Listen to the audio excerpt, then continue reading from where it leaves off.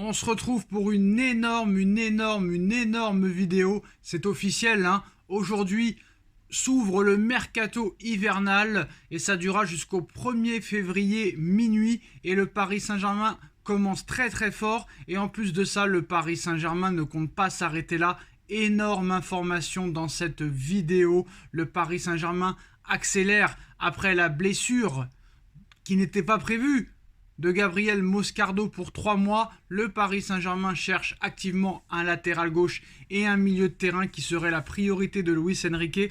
Mais on va commencer avec la première recrue officielle de ce mercato hivernal, excusez-moi.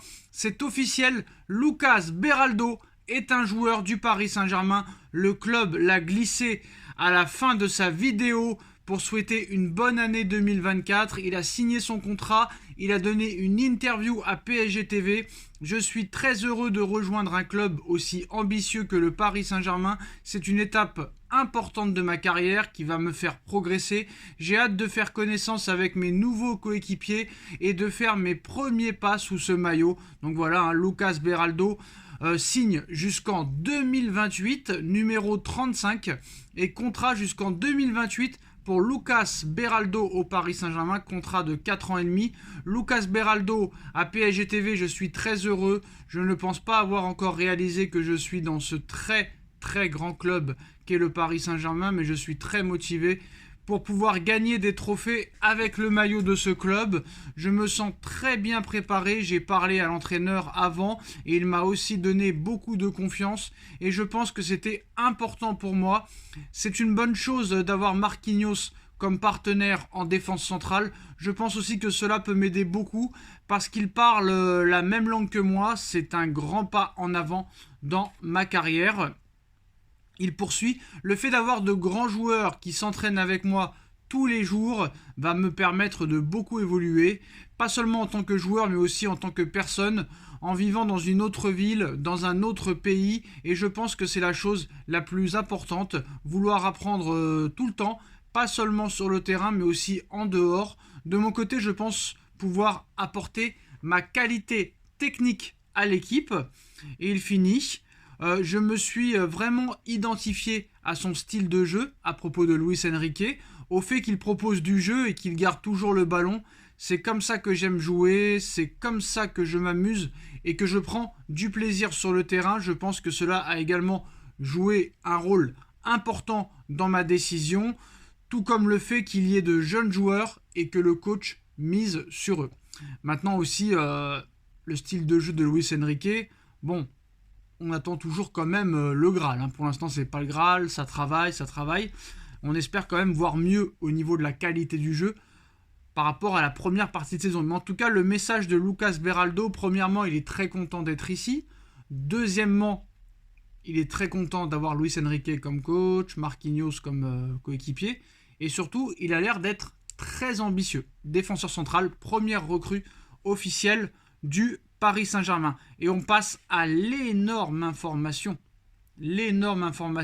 de cette vidéo. Alors, le Paris Saint-Germain a déjà bouclé 2 arrivées. Le retour, depuis le 1er janvier, hein, le retour du Kylian Saint-Germain ce lundi 1er janvier, le visage du Français s'affiche en une de nombreux médias sportifs. En effet, à compter de ce jour, il peut négocier avec le club de son choix sans rendre de compte au Paris Saint-Germain. Mais les dirigeants parisiens ne lâcheront pas le morceau, eux qui espèrent qu'il prolongera. Encore une fois, l'aventure avec eux, on en reparlera dans une autre vidéo. Mais avec ou sans lui, le Paris Saint-Germain prépare l'avenir. Lucas Beraldo, c'est fait. Gabriel Moscardo aussi, mais voilà. Moscardo, on ne sait pas si ça va être officiel ou pas avec cette blessure. Mais le Paris Saint-Germain n'en a pas terminé avec ses emplettes hivernales.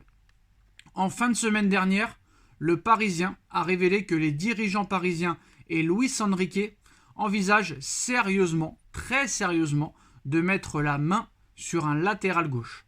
Le retour de blessure très tardif de Nuno Mendes et les incertitudes l'entourant posent d'énormes questions.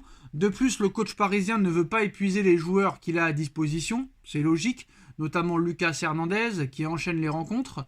Pour toutes ces raisons, le Paris Saint-Germain explore le marché des arrières gauches. Ils veulent d'ailleurs un élément polyvalent, alors ça je comprends pas, pouvant aussi évoluer à droite. Bon, d'accord, ça peut être pas mal, mais quand tu recrutes ce genre de joueur-là, polyvalent, qui peut jouer à plusieurs postes, il faut qu'il soit aussi bon à gauche qu'à droite. Et là, ça va être compliqué. Toutefois, l'arrivée d'un milieu de terrain n'est pas à exclure, hein, après la blessure de Monsieur Moscardo. En effet, Luis Enrique veut également un milieu de terrain expérimenté, ce malgré le transfert de Moscardo, qui est d'ailleurs blessé et qui sera absent durant 3 mois minimum.